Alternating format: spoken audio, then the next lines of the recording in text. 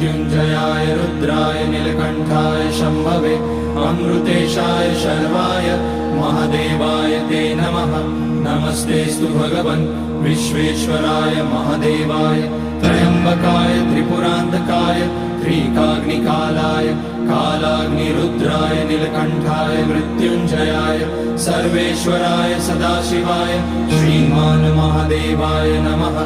ॐ नमः शम्भवाय च मयोभवाय च नमः शङ्कराय च मयस्कराय च नमः शिवाय च शिवतराय च।